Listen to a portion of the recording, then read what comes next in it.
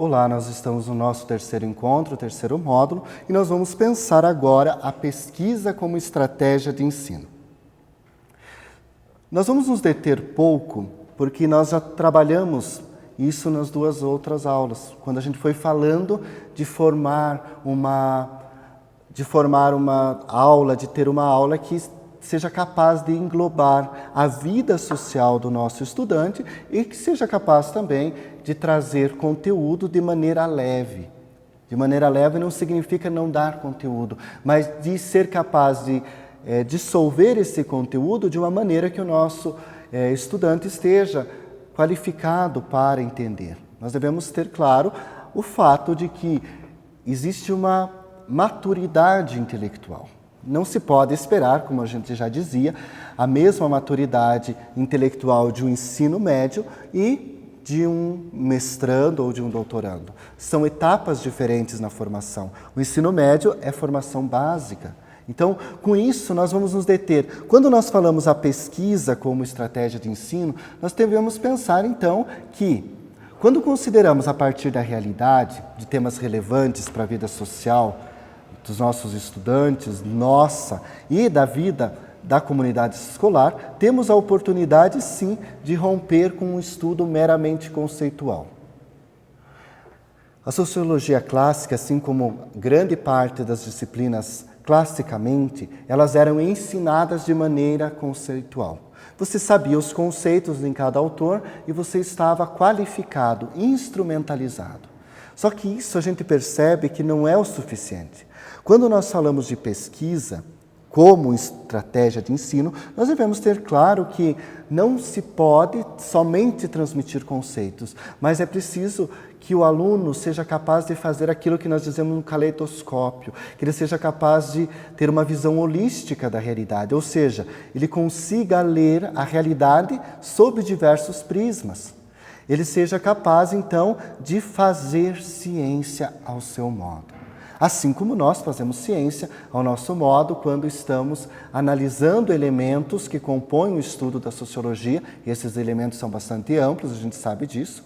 Então, quando um cientista médico, por exemplo, ele está numa sala, num laboratório, com todas as condições favoráveis, e ele analisa, ele disseca um animal, ele analisa vírus, ele está observando doenças, enfim, um comportamento de um organismo, e ali ele está produzindo ciência, porque está produzindo uma medicação, está produzindo uma vacina, ele está fazendo ciência.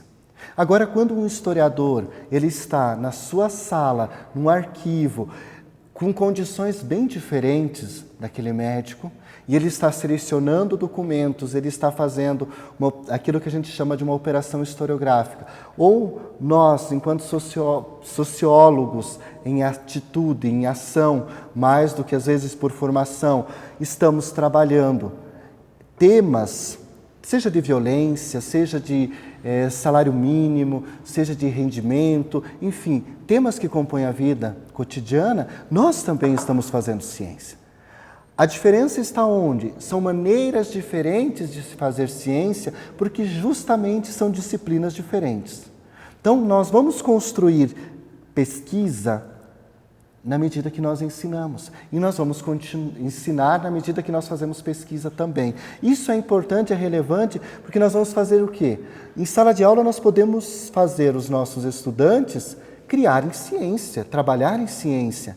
Quando eles fazem seleção de fontes, quando eles selecionam, eles recortam problemáticas que eles vão trabalhar. Eles estão fazendo um recorte científico, é um recorte epistemológico. Quando esse material é trabalhado e esse material é trazido para a sala de aula, você faz uma relação da problemática, a relação da problemática social, a realidade do aluno, e aí ele vai conseguir até mensurar até que ponto isso se aproxima dele ou não, da realidade dele ou não. Ele vai conseguir também, na medida que ele vai fazendo isso, iluminar com determinadas teorias.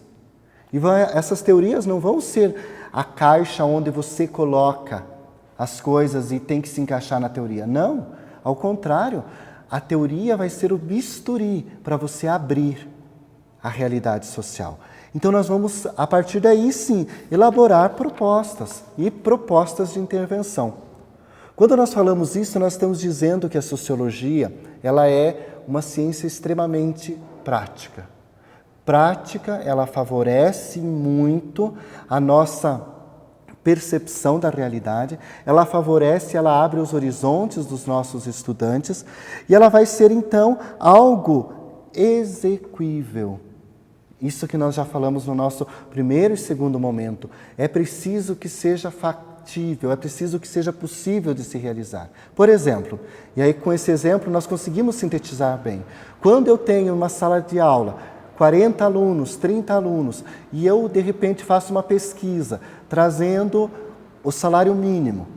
E aí eu olho para a Constituição, e a Constituição diz que as pessoas precisam ter dignidade de moradia, de lazer, de alimentação, de saúde.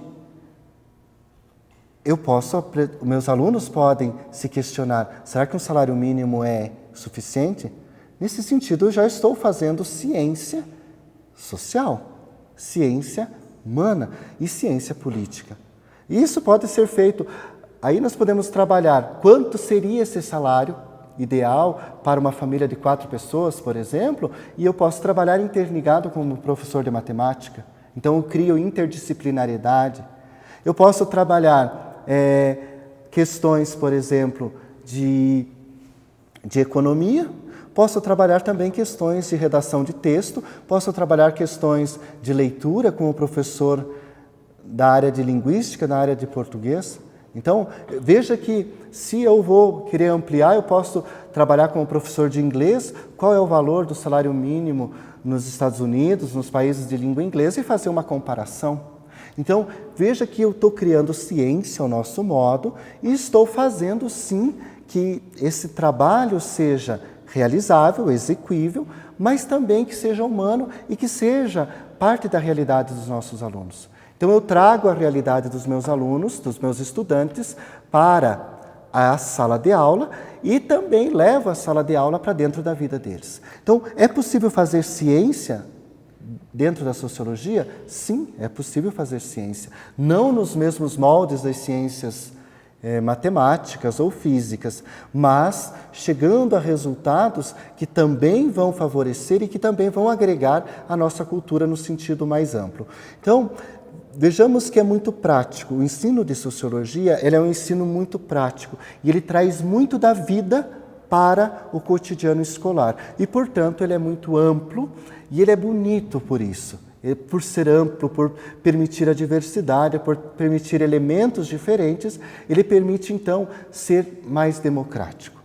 Eu espero que essa aula tenha também atingido aquilo que vocês esperavam, aquilo que vocês desejavam, enquanto pensar um pouquinho a pesquisa como estratégia de ensino, e eu desejo a vocês ótimos estudos.